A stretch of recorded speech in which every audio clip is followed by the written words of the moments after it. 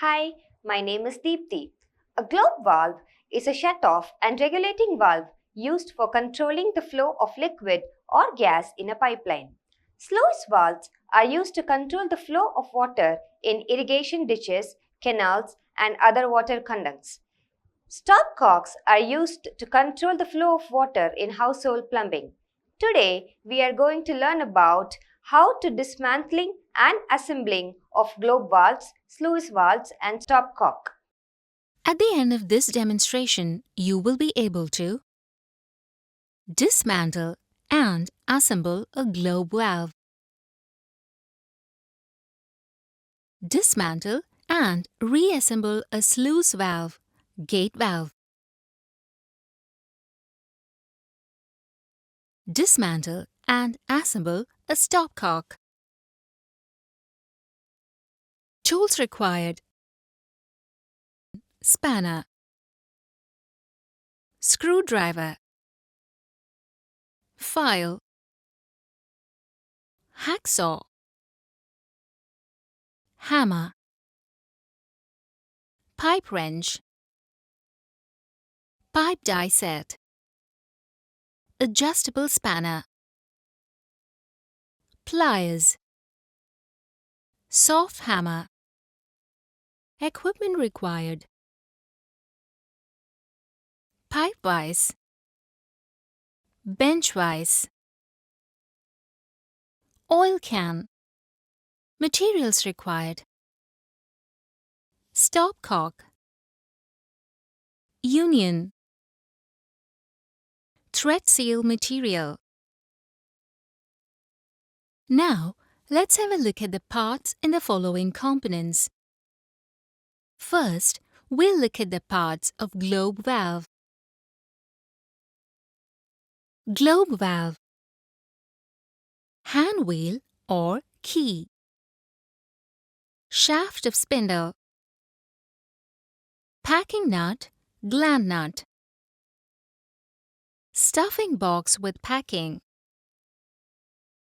bonnet, thread portion of the spindle, metal valve or metal disc with rubber washer, inlet, outlet, valve seat, globe-shaped body. Now, we'll look at the parts of sluice or gate valve. Sluice or gate valve,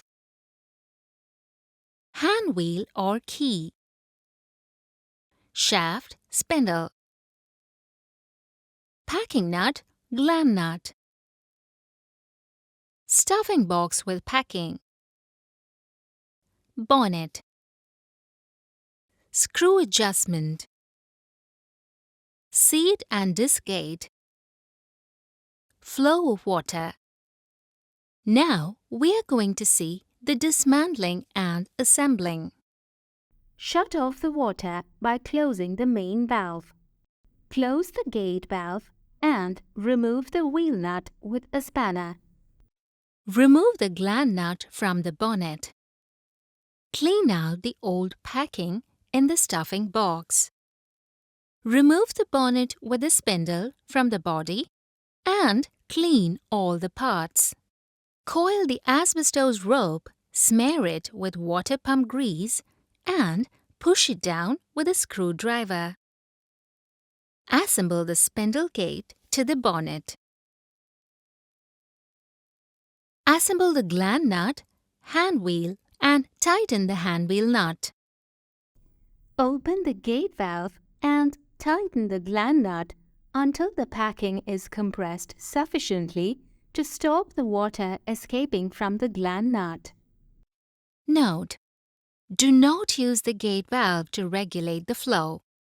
It should be either in fully opened or fully closed condition. Clean the pipe joints free from rust and dirt. Loosen the union and separate the pipe joint. Loosen and remove the pipe nipple from stopcock. Loosen and remove the stopcock from the pipe joint. Dismantle the stopcock parts one by one systematically. Clean all the parts properly. Check the parts of thread. If worn out, replace with correct one. If it is in good condition, clean it properly and use it. Check the washer, whether it is damaged or in good condition. If damaged, change the washer. Reassemble the parts to ensure in good condition. While assembling the dismantled parts, last one should fit first and vice versa sequence. If the stopcock is in damaged condition, change it with new stopcock.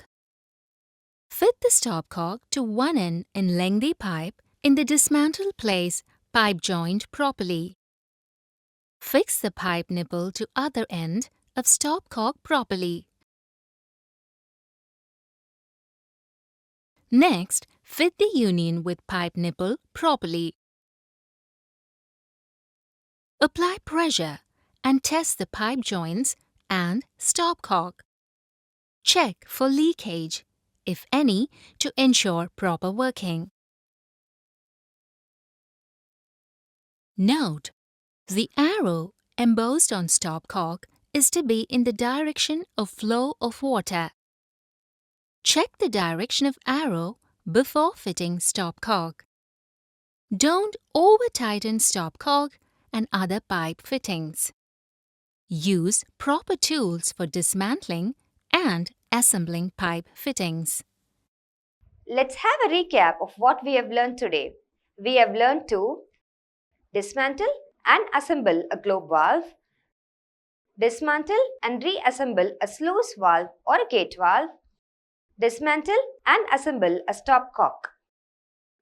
Thus, we have learnt how to dismantle and assemble globe valves, sluice valves and stopcocks. Hope you have a clear understanding on this.